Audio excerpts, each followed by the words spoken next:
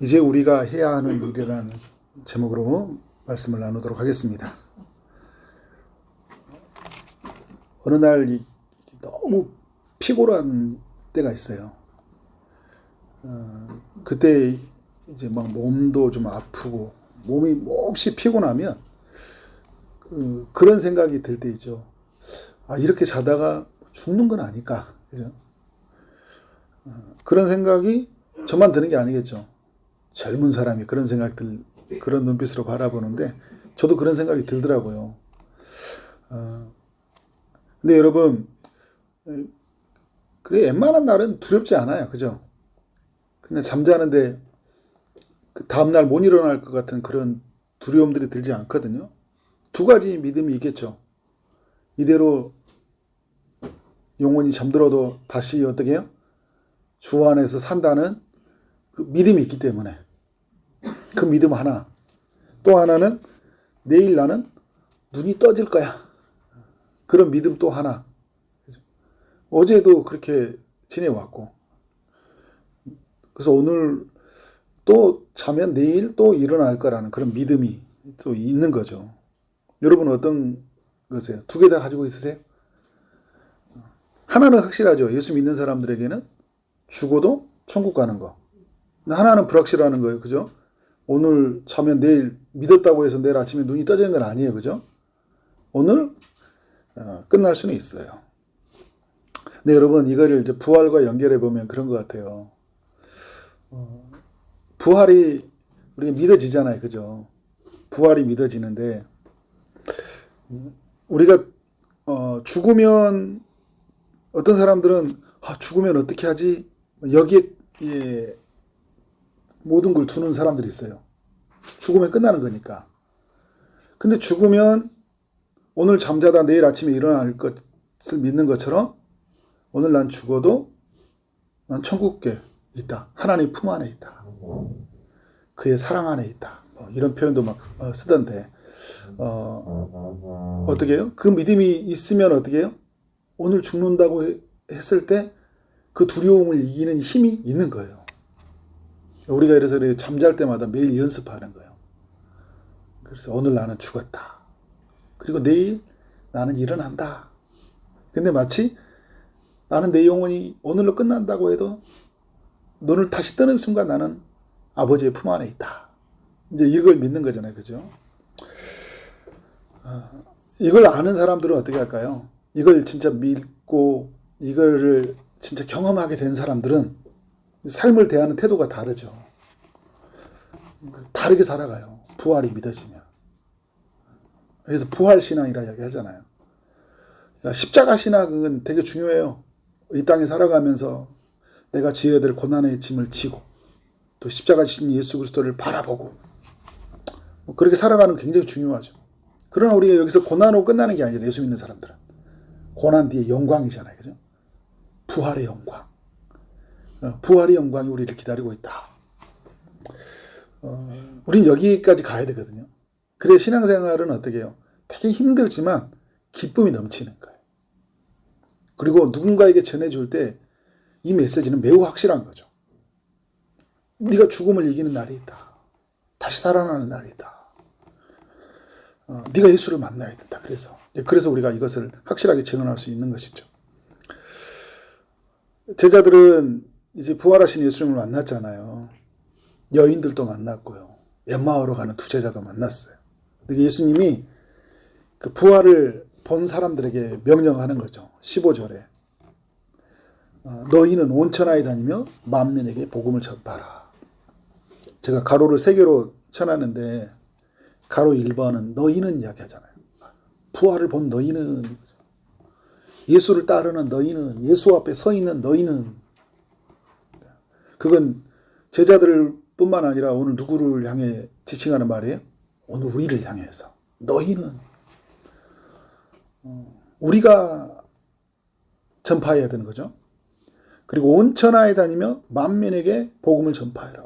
만민에게. 모든 사람, 모든 민족, 모든 열방의 사람들을 전파하라 이야기하고 있어요. 우리 가정도 전도해야 되지만 우리 이웃들도 전도해야 되고, 그죠? 지구 반대편에 있는 아르헨티나 반대편이죠. 우리 대한민국의 반대편. 우리도 전도해야 되겠죠. 북한 땅에도 전도해야 되고. 온 천하에 다니며 만민에게 복음을 전파하라. 그러니까 제자들의 사고를 완전히 뒤집는 거거든요. 제자들은 어떻게 해요? 유대인들은 예루살렘 유대 땅을 잘 못 넘어서는데, 그래도 제자들은 그 이방인의 경계선 갈릴리에 살아가지고 약간 그래도 이방인의 경계선을 넘을까 말까요. 잘 못 넘어요. 경계선을 넘어야 되죠. 내가 좋아하는 사람, 내가 편한 사람, 만만한 사람만 가는 게 아니라 만만이 아니라 만민이 가야 되겠죠. 만민에게. 그리고 중요한 건 뭐예요? 복음을 전파하라. 복음을. 주님이 오셨습니다. 주님을 만나야 됩니다. 그래야 부활합니다. 죽음을 이길 수 있습니다. 죄를 이길 수 있습니다. 이게 복음이잖아요. 그죠? 주님이 당신과 함께 사십니다. 새로운 시대가 열렸습니다. 복음이죠. 좋은 소식. 이 좋은 소식을 전파하라는 거예요. 교회 와봐라. 이 정도도 괜찮아요, 여러분. 뭐 사마리아 여인도 와보라, 만나보라 막 하잖아요. 그러니까 내가 말을 못하면 말을 잘하는 사람들이 교회 공동체에 있으니까 다양한 사람의 은사를 가지고 있는 사람들 있잖아요. 그러니까 그 하나님이 다양한 방법, 다양한 은사로 쓰시거든요. 그리고 그때 쓰시고요. 그 다음에 또 쓰셔요. 그러니까 뭐냐면 모든 사람이 다 그렇게 획일화되게 쓰는 게 아니더라고요. 어떨 때는 하나님이 말을 많이 전하는 역할로, 어떤 사람들은 어떤 때는 많이 섬기는 역할로. 저도 교회 공동체 생활을 할 때 그래요. 어떨 때는 그냥 계속 일만 했어요. 일만. 그냥 일만 해요. 그런데 어떨 때는 계속 뭔가를 전하고 다른 역할을 해요. 이게 하나님이 그 공동체에 쓰는 은사가 다른 거예요. 제가 처음 사회 갈 때, 뭐 두 번째까지 할 때는 맨 일만 했어요. 그냥 토요일 날도 그냥 와가지고 이렇게 계속 교회에 줄 맞추고 있잖아요. 온갖 잡일들은 다 하고 살고. 그랬어요. 그래서 내가, 아니, 사역자로 부름받았고 내가 이렇게 하는 게 맞나 싶을 정도로. 계속 그런 일만 해요. 근데 하나님이 그때 그렇게 이렇게 하시더라고요. 공동체를 세우기 위해서. 그래서 결국은 공동체를 세우고 공동체가 하나님 나라를 증거하게 만들기 위해서 저를 그 역할로 쓰신 거죠. 그런데 또 이제 지금은 또 다른 역할을 하잖아요. 그러니까 그 시대, 그때 그 공동체에서 그런 세상을 맞이할 때 나의 역할이 어떻게 하면 복음적 역할로 감당할 수 있을까? 전파해야 되겠죠, 복음을. 근데 여러분, 이 전파라는 이 단어는요, 어떤 한시적인 의미가 아니죠. 언제까지 전파해야 될까요? 주님이 오신 그날까지 전파하라. 계속 진행형으로 전파하라. 다양한 방법, 다양한 은사. 그러니까 우리가 여러분 그 20년, 30년 전에 예수 천당 불신 지옥 이런 게 됐지만 지금은 어때요? 좀 더 새로운 거. 물론 어떤 사람은 그렇게 계속 할 수 있어요. 근데 새로운 시대에서 새로운 방법으로. 근데 우리는 멈추지 않고 우리는 그렇게 전파해 가야 된다. 우리 이제 그런 면에서 우리 공동체가 이 부활하신 주님이 주는 이 준엄한 명령을 굉장히 마음 깊이 새겨야 된다는 거예요. 자, 복음을 듣는 자에게 어떤 일이 나냐? 16절에 보니까 믿고 세례를 받는 사람은 구원을 받을 것이요. 믿지 않는 사람은 정죄를 받으리라. 그러니까 우리가 이러면 복음을 전파하면, 만민에게 복음을 전파하면 두 가지 반응이 있다라는 거예요. 믿는 자하고 믿지 않는 자가. 받아들인 자하고 거부하는 자가. 어떤 사람은 즉각적으로 받아들이기도 하고 어떤 사람은 점진적으로 받아들이기도 해요. 근데 여러분, 이 복음의 힘은 그 견고한 진들을 다 무너뜨리는 힘이거든요. 말씀이 전해지면 우리가 볼 때는 아무 현상이 일어나지 않겠지만 그 어마어마한 그 다이너마이트 같은 어마어마한 충격이 가해지는 거예요. 그러니까 인류의 역사 속에서 보면 알잖아요. 그래서 여러분, 복음을 우린 계속 전파해야 되는 거예요. 근데 우리가 막 포기해버리잖아요. 그러면 일이 안 일어나잖아요. 그죠? 그런데 복음을 이렇게 전파하고 나누면, 그런 통계 이야기하잖아요. 어떤 사람이 주님께 돌아올 때 7번인가 전해졌다 막 이렇게 이야기를 하잖아요. 근데 그게 뭐 정확하다 어쩌다 뭐 보다는 그런 것 같아요. 계속 증거해져 나갔을 때 그의 삶 안에 가지고 있는 그 큰 벽이 무너진다. 근데 우리가 할 수 있는 거는 그런 것 같아요. 이건 전파해 주는 거고 그 사람은 믿느냐 믿지 않느냐 그 사람이 결정하는 거겠죠. 믿느냐 믿지 않느냐. 근데 믿는 사람은 어떻게 해요? 구원을 받고 믿지 않는 사람은 정죄를 받으리라. 하나님의 심판 안에서. 사실은 심판 아래에 있죠. 근데 마지막 날 이제 주님이 오신 날 최후의 심판 때 그런 영원한 이제 지옥에서 사는 거고. 그러나 예수를 믿으면 구원의 길로 제시한 하나님의 아들을 믿으면 어떻게 해요? 그런 구원을 받는 거예요. 그런 면에서 우리는 복음을 계속 전해야 된다. 여러분 우리에게 그러나 우리가 복음을 전할 때 오늘 주님이 말씀하시는 소리는 뭐냐면 우리에게 희망은 그런 거예요. 우리가 전할 때 늘 거부하는 일들이 많죠. 그리고 거부하고 저항하는 힘은 매우 강해요. 왜냐하면 이 사단이 우리가 복음을 전하도록 내버려 두지 않고 그리고 예수를 만나기 전에는 이 사람은 마귀의 자녀였으니까 마귀 안에 있던 사람이니까 내어주려고 하겠어요? 온갖 것으로 우리를 방해하고 그 힘으로 우리를 짓누르려고 하죠. 근데 오늘 17절 18절에서 믿는 자에게는 이런 표적이 따르리니 이야기하고 있어요. 근데 여러분 이건 두 가지가 있어요. 하나님을 믿는 사람들에게 이런 일이 일어난다. 또 이런 측면 하나하고 또 하나 측면은 뭐냐면 복음을 전파할 때 이런 표적이 따른다라는 거예요. 그래서 20절 말씀과 연결해 보면 이게 복음 전할 때 나타나는 표적이다. 또 하나는 또 믿는 자에게 이런 일이 일어난다. 왜냐하면 여러분 예수님이 이 땅에 오셨을 때 하나님의 나라가 시작됐다고 할 때 그 세 가지 현상이 나타나거든요. 첫 번째 나타나는 현상이 귀신이 축출돼요. 병자가 치유돼요. 그리고 자연의 이적이 일어났어요. 그러니까 하나님의 나라가 임한다. 그러니까 마귀의 나라에서 하나님의 나라가 시작되어졌을 때 그 마귀가 권세를 잃어버리거든요. 그래서 귀신이 쫓겨나는 일들이 일어나는 거예요. 그래서 병자가 치유되는 일로 말미암아 뭘 보여주냐면 이 땅은 이 사람은 이제 하나님의 것이야라는 것이 드러나는 거예요. 근데 오늘 믿는 사람들에게 이런 표적이 따르기도 하지만 복음을 전할 때 나타나는 일들로 오늘 말씀이 더 가까워요, 사실은. 그래서 여러분 그 복음을 전하는 현장이에요. 그 강력한 역사가 있어요. 근데 어느 때 더 제일 많이 일어나냐? 처음 복음이 들어갈 때 그때 역사가 많이 일어납니다. 그러니까 초대교회 때. 한국에 처음 교회가 들어왔을 때. 아프리카나 그리고 지금 중동 같은 데 경우에는 지금 이 사도행전 일이 일어나고 있거든요. 지금요. 왜? 거긴 귀신의 세력이 너무 강하잖아요. 그죠? 그러니까 옛날 과거의 철학과 그 세계관이 너무 강한 사람들이 뚫고 가기 위해서 하나님이 그때 강력한 표적을 일으켜요. 근데 여러분 이게 표적으로 계속 변화되는 게 아니잖아요. 복음서도 다 보면요. 예수님이 처음에 표적으로 쭉 이야기하다가 나중에는 십자가라고 하잖아요. 그죠? 표적 이야기 안 보여줘요. 십자가밖에 보여줄 게 없다고 그래요. 그러니까 나중에 우리도 교회가 이렇게 지금 한국 교회에서 왜 우리 막 이런 표적이 나타났으면 좋겠다 하는데 이미 복음이 우리 많이 전해져 있어요. 많이 전해져 있잖아요. 그래서 많이 전해져 있는 이곳에 그리스도의 그 죽음의 그 위대한 하나님의 그 일하심이 무엇인지를 이제 깨닫게 하심으로 어떤 특별한 기적으로 보여주는 게 아니라 믿는 모든 이들이 이제 여기저기에서 어떻게 하는 거예요?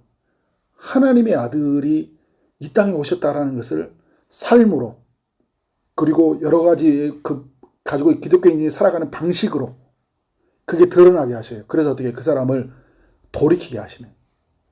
그러니까 처음에 일어났던 일과 나중에도 일어나는 일들이 달라요. 그러나 하나님의 역사하심은 언제나 동일하고 그리고 지금도 여러분 어때요? 어떤 한 가정 막 이렇게 어떤 한 가문이 뭐 이렇게 안동권시다 그러면 그 계속적으로 그 유교 문화에 딱 박혀져 있는 집안들 있잖아요. 근데 그런 집을 깨우기 위해서 어떤 한 사건을 강력하게 일으킬 때가 있어요. 병자를 고친다든지 그죠?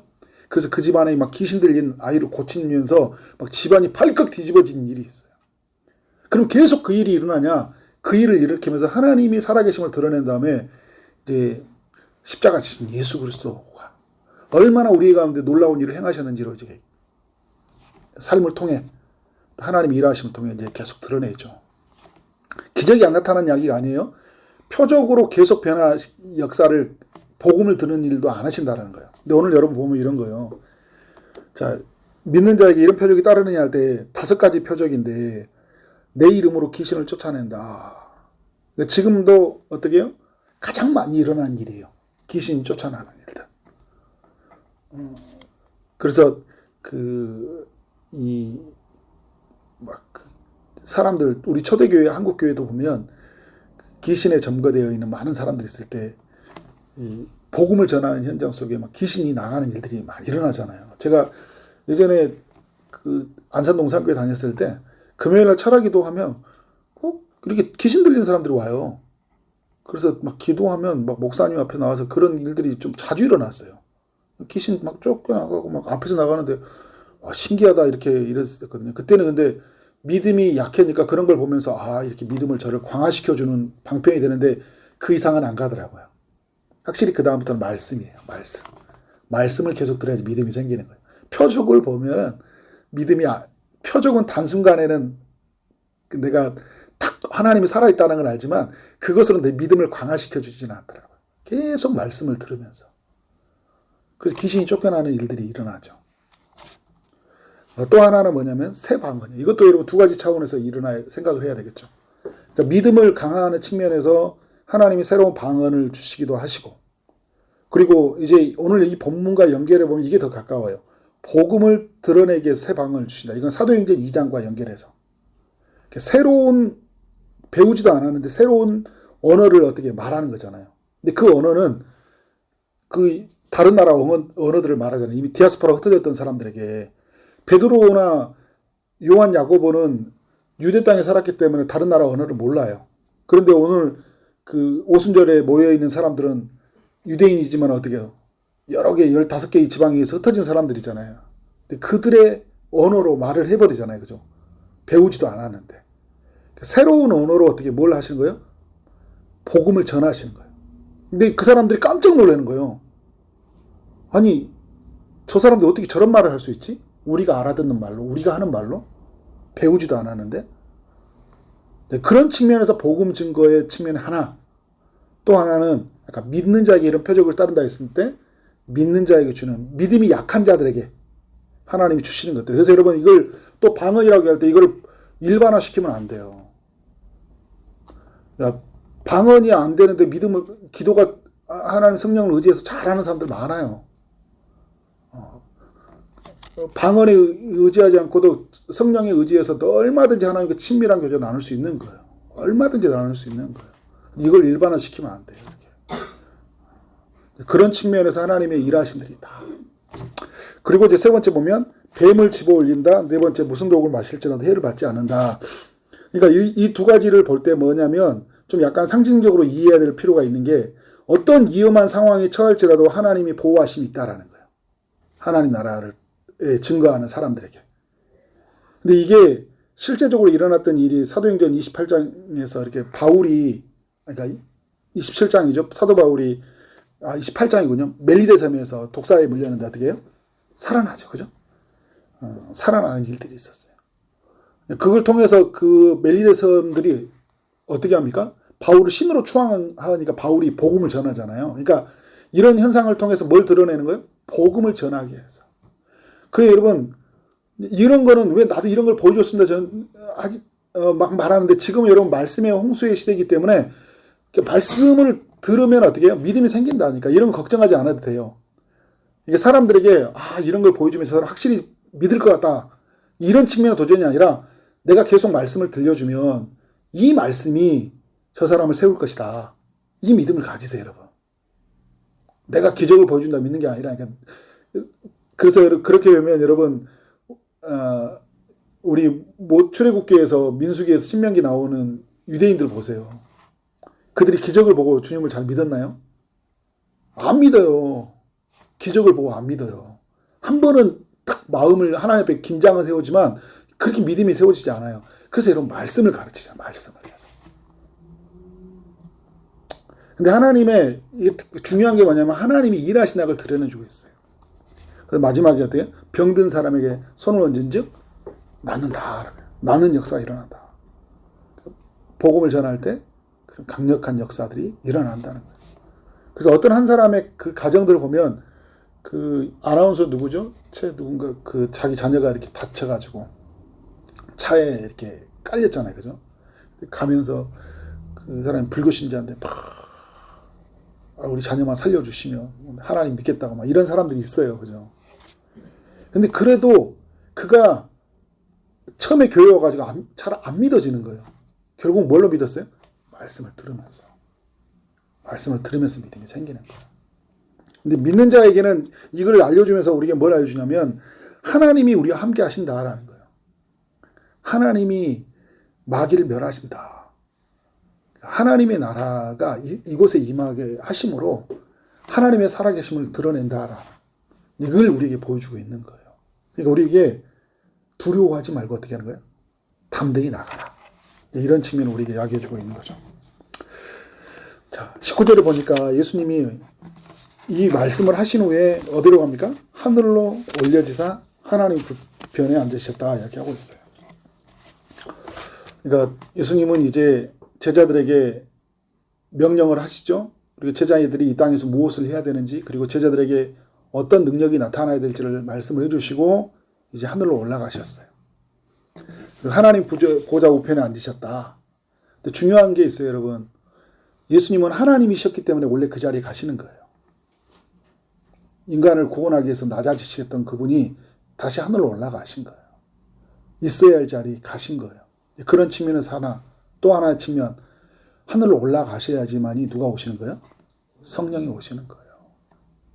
그래서 여러분, 제가 그런 표현을 가끔 많이 하죠. 우리 총신대 신대원 교수, 문병 교수님이 이제 하늘로 올라가신 예수는 어떤 예수가 되냐? 내 앞에 계신 예수가 있잖아요. 내 안에 계신 예수로 바뀌는 사건이다 그런 거예요. 하늘로 가신 거예요. 왜? 성령으로 우리와 함께 하시기 때문에. 예수님이 그러잖아요. 올라가시면서 마태복음엔 내가 세상 끝날까지 함께 하신다고 그랬거든요. 이게 여러분, 이게 무슨 표현이에요? 내가 다시 온다고 하셨더니 예수님이 제자들한테 내가 세상 끝날까지 너와 함께 있다. 여러분 지금 예수님이 함께 있다는 걸 믿으시죠? 근데 예수님 어디 계세요? 내 안에 계시죠? 근데 오늘 말씀에 뭐 어디 계세요? 보좌 우편에 계시잖아요. 근데 예수님은 하나님이시기 때문에 무소부재하시잖아요. 그죠? 그런데 그 예수님이 어떻게 하시냐? 전에는 제자들과 함께 한정된 자리에서, 그죠? 한정된 사람이어서 제한돼 받았잖아요. 육체를 입고 오셨는데. 이제는 하늘로 올라가셔서 모든 예수 믿는 사람들 가운데 성령으로 함께 하시는 거예요. 성령으로 함께 하시는 그런 시대를 맞이하게 된 거죠. 여러분, 이게 우리에게는 너무 큰 영광스러운 이야기죠. 그래서 이제 오늘 우리는 이제 어떤 삶을 살아야 되냐, 20절 말씀, 이제 제자들의 삶인데요. 제자들이 어떻게 바뀌냐, 보좌 우편에 계신 예수님이 성령을 보내시고 성령과 함께 사는 제자들은 어떤 삶으로 바뀌었냐.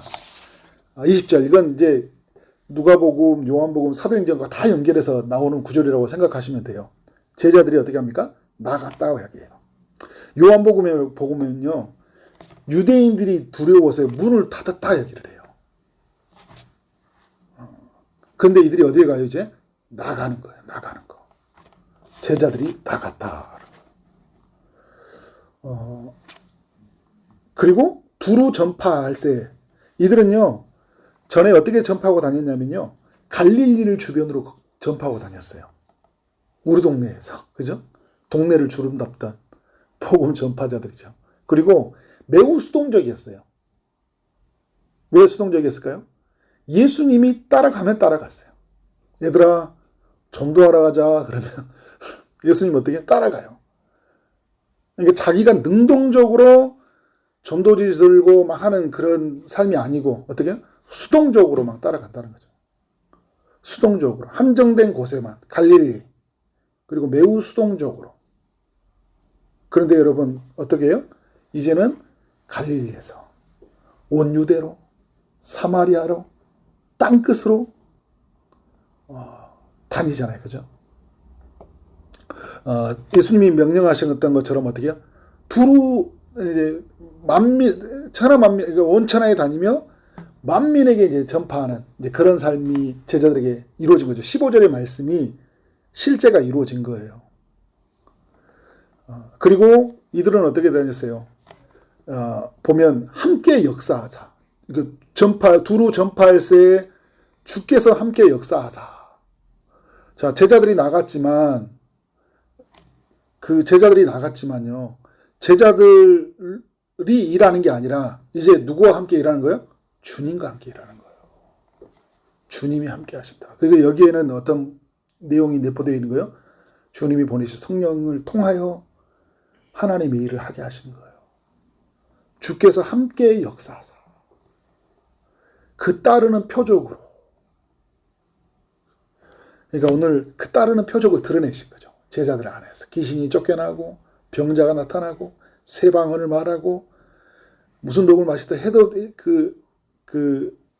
해를 당하지 아니하는 그런 하나님의 일하심들을 제자들 속에 드러내시는 거예요. 제자들 속에 드러내시는 거예요. 함께 역사하사. 전에는 혼자 하니까 힘들었잖아요. 그래서 여러분 가끔 가다가 이렇게 힘든 게 뭐냐면 저도 그래요. 혼자 한다고 생각하면 힘이 빠져요. 그래서 같이 있었으면 좋겠다. 막 이럴 때가 많아요. 같이 있었으면. 그런데 오늘 말씀이 말이에요. 내가 너와 함께 한다는 거예요. 누가요? 주님이 함께 한다. 우리가 이걸 꼭 기억해야 돼요. 그래서 우리가 여러분 나가서 복음 전하는 현장은요. 누구와 함께 하는 자리예요? 주님과 함께 하는 자리예요. 너무 좋은 자리예요. 그래서 주님과 함께 한다. 그래서 오늘 나는 주님과 함께 나는 오늘 복음을 전하러 나간다. 이런 의미가 갖고 있죠. 누군가를 찾아간다고 할 때 정말 믿지 않는 언니, 오빠, 형이 있어요. 동생이 있어요. 그 가족이 있어요. 근데 두렵잖아요. 그런데 누가 함께 간다고요?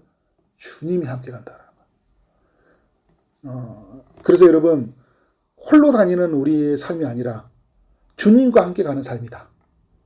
홀로 파송받는 자리가 아니라 주님과 함께 가는 자리다. 그래서 여러분 제가 그 말 쓰잖아요. 사명 부를 때 제가 정말 좋아하는데 사명을 부른다. 근데 그 찬양이 애롭다고요. 주님이 홀로 가신 그 길이. 그 찬양이 너무 은혜로운데 마치 혼자서 엄청나게 힘든 여정 같아. 그게 맞아요. 그런데 여러분 제가 이제 몇 년 전에 오셨던 강우상 교수님이 저희 신대원 때 그때 고백했던 소리예요. 근데 우린 주님과 함께 사는 사람들 아니냐. 근데 우리 가는 길이 너무 외롭다. 물론 사람은 없지만 함께 우리가 같은 마음을 갖는 사람이 없지만 우린 주님이 함께하는 자들이 아니냐. 그러면서 좀 마음을 일깨워지더라고요. 저는 그 다음부터 이렇게 부를 때 좀 다르게 생각이 들더라고요. 그래서 그 찬양이 나쁜 거 아니에요. 좋은 건데 우리가 삶에 보면 홀로 고군분투하고 그죠? 이럴 때가 너무 많이 있어요. 주님과 함께 역사하다.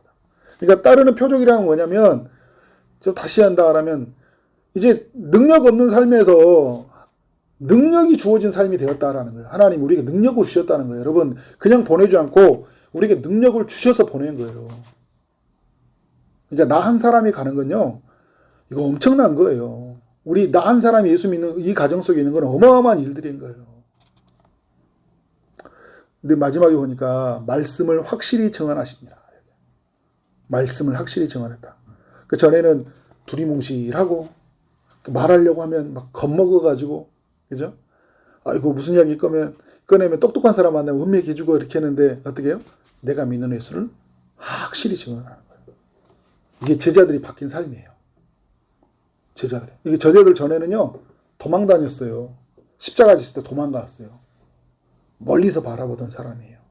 집에 숨어있던 사람들이에요. 근데 이 사람들이 어떻게 해요? 집 밖으로. 그리고 유대인들, 자기들 예수님을 십자가에 못 박아 죽었던 사내들인 앞에서 담대하게 외쳐버리잖아요. 죽일 테면 죽여라. 근데 여러분 여기에는 하나님의 성령이 임하셔서 이런 삶으로 바뀐 거죠. 부활하신 예수가 성령을 보내셨고 그 성령으로 충만함을 입은 제자들의 삶이 바뀌어진 이야기. 그러니까 여러분 우리는 뭐예요? 부활이 믿어진다면 부활하신 예수가 우리에게 성령을 보내셨다는 것을 믿을 것이고 그리고 성령을 구하는 자에게 성령이 충만하게 역사하신 것을 믿고 어떻게 하는 거? 우리는 어떻게 해요? 하나님이 우리에게 보내시는 그 자리에서 나아가야 된다. 그래서 마지막에 이제 우리의 삶은 어떻게 해야 되냐라는 거예요. 이제 우리가 해야 되는 일, 설교 제목처럼. 오늘 마가복음의 마지막이거든요. 그 제가 이제 다음번에 할 때는 조금 성경을 다른 이야기, 이제 교회사를 이야기해 주려고 그래요. 교리도 이야기하고 성경 이야기하는데, 그러니까 우리 시대 속에서 어떻게 믿음의 사람들이 이 역사 속에서 교회를 세우고 나아가는지를 한번 여러분들 하나씩 좀 가지고 이야기를 나눠보려고 해요. 교회사에 있었던 이야기들을 가지고. 이 시대의 사도행전 29장의 이야기들을 계속 한번 살펴보려고 한다는 거죠. 이제 그런 면에서 우리 믿음의 백성들이 나갔던 이야기들. 우리의 삶이 이제 어떠해야 되냐라는 질문을 가지고 나는 이제 어떻게 살아야 될까? 제자들도 그렇잖아요. 예수님이 하늘로 올라가시고 나서 이제 나 어떻게 살지? 명확해졌어요. 부활하신 주님을 증거하고 사는 거예요. 아주 심플한 거예요. 교회는 어떤 존재? 부활하신 예수님을 증거하는 존재다. 그래서 제가 내년에 우리 교회에 제가 생각할 때 표어도 이제 올해는 세상에 하나님 중심적 교회를 가지고 하나님이 1순위입니다 이렇게 적었는데 해년마다 비전을 이렇게 다음 비전을 하려고 하거든요. 그 다음에 세상에 꼭 필요한 교회잖아요. 그래서 꼭 필요한 교회가 이제 가지고 해야 되겠다. 그래서 꼭 필요한 교회, 필요한 사람. 그런데 꼭 필요한 교회, 필요한 사람은 어떤 사람일까요? 복음을 나눠주는 사람들이죠. 그래서 제가 이렇게 적었어요. 이렇게 적어야 되겠다. 꼭 해가지고 필요한 교회, 필요한 사람. 그런 측면에서 우리 모두가 하나님께 우리의 삶을 내어드렸으면 좋겠어요. 네. 그래서 제가 얼마 전에 우리 누구죠? 기쁨의 동산교회에서 우리 교회 전도 오려고 하는데 언제 올까요? 하는데 제가 말을 못했어요. 정하고 알려드리겠다고. 그래서 요새 우리가 전도도 시간들이 또 안 맞고 이렇게 해가지고 그래서 저희들이 좀 이야기하고 할 테니까 다른 교회 하시라고. 자기들은 또 일정을 정해야 된다더라고요. 그냥 우리가 정하면 알려드릴게 하고 딱 맞췄는데 뭐 그런 거에 맞춰서 한다는 측면도 있지만 조금 더 우리가 복음적인 공동체, 복음적인 개인의 삶 이걸 맞춰서 그렇게 하나님께 드려지는 삶이 되어지기를 주님의 이름으로 축원합니다.